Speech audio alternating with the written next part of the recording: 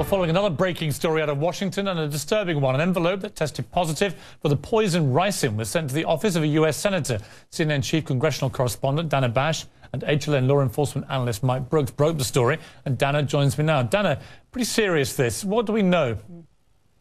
Well, at this point, we are told, this is according to the Senate Sergeant-at-Arms Terry Gaynor, that the envelope did test positive today at the actual lab, Piers. So they did some initial testing in the field at the offsite facility where this mail went. In fact, we have a live picture right there. But this is later today. They did they got a positive test at the actual lab. So that's why they feel so confident at this point that it was positive. What we're also told is that the exterior markings on this envelope that were sent to Senator Roger Wicker of Mississippi weren't really outwardly suspicious. It was postmarked from Memphis, Tennessee, but it did not have a return address. So that is something that is definitely raising the suspicion and caution of Senate officials, because they told senators in a briefing today, Piers, that reminded them, you've got to tell your employees to be very, very vigilant, but also reminded them that this is the reason why they have off-site facilities now. The mail to the Capitol does not go to the Capitol complex. It first goes off-site for this very reason. The other precaution that they're taking is they're going to close those postal facilities for 2 or 3 days while they investigate this. Ricin is a pretty deadly poison, not quite as deadly as anthrax, and I'll come to that in a moment. But is there any possible connection between this and what happened in Boston, or has that already been ruled out? That's a great question. At this point, law enforcement officials, Senate officials are saying that they do not think that there is a connection, and they're emphasizing that it's just coincidence when it comes to timing. Obviously, this is the very beginning. I'm told by a law enforcement official tonight that they do not have anybody in custody, that this is still very much an open investigation as to who sent this letter, but they feel pretty confident that there is no connection between this and what happened yesterday in Boston. Dana Bash, thank you very much. Let's bring in Congressman Adam Schiff now, who's with the Intelligence Committee, and John Negroponte. He's a former director of National Intelligence. Welcome to you both, gentlemen. Thank you. Here we are, more than a day later, after this, what was the worst terror attack on American mainland since 9/11, and we don't really know very much about who may have done this or any motive, do we? Let me start with you, if I may, Ambassador Negroponte. What is your take on where this investigation may be going? Well, I really do think we have to be patient and wait and see. It's too early to say. It certainly doesn't, there aren't any markings or indications as of yet of any foreign involvement, although that's obviously something that everybody must be looking out for. But so far, we haven't seen any such indication. Congressman Schiff, depending on who I've been watching or listening to or reading today, opinion wildly fluctuating in terms of speculative theories, and there are no more than that, between some kind of Al-Qaeda-related attack to a domestic homegrown attack. Have you got any inside track intelligence whatsoever that would hint at either of those two strands?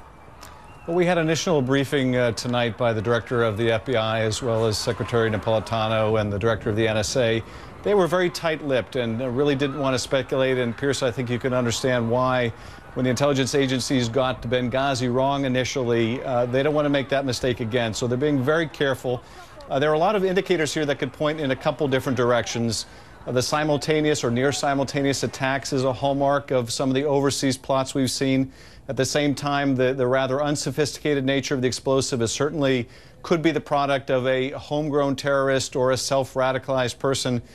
So it is very early to tell, but I will say this, Pierce, I'm optimistic that this won't be the kind of investigation that will linger for years like Atlanta. There is so much video footage, there is so much technological information to put together here.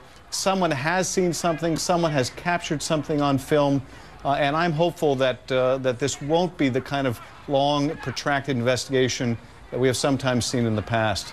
Ambassador, some people have been criticizing the fact that this can happen at such a hugely well-policed, high-security situation like a massive city marathon in America, that this act can be perpetrated and the person or persons that did it can apparently disappear into thin air. Is there any realistic criticism that should be leveled at anybody here? Well, I certainly wouldn't do that. After all, we're talking about a competition that is being carried out in a large public area. It's a big city. The route, after all, is 26 miles long. We all know that it's only when it comes to access to confined spaces that we can really control these kinds of situations. And I would add that the response after the event has been absolutely magnificent. Your own reportage has been covering that in exhaustive detail, and we've got to hand it to the people who've done such a magnificent job in responding to this situation. Yeah, I completely concur with that. Congressman Schiff, in terms of where the FBI are with the investigation, they have even gone to the lengths of stopping people at the airport and asking them for video or pictures. Some say a sign of desperation, others say a sign of being incredibly methodical. Perhaps it's both. What is your view of that? Well, I think it is. I think it's very smart of them, and this might be part of the lessons learned after New York. Is you got to cast a broad net. You've got to think about where are your potential witnesses. Here's an event that drew people from around the country, indeed around the world. And before those people scatter to the four winds, you want to talk with them. You want to find out, have they seen something? You want to find out, do they have footage that they can share? That's much easier to do now than it may be to try to chase them down later. So very smart move, I think. You know, again, I agree with John completely. You're never going to be able to prevent particularly smaller attacks in large athletic events or other public gatherings. We're not going to be willing to sacrifice so much of our ability of freedom of movement and privacy in order to make that happen. But we should judge this by how well we're responding, and we are responding, I think, extraordinarily well, just as you've been covering. Congressman and Ambassador, thank you both very much indeed. Thank you. Thank you. Coming next, the profile of a killer or killers. Is the Boston bomber or bombers homegrown terrorists or someone from abroad or a threat from the overseas? The latest clues in the investigation coming next.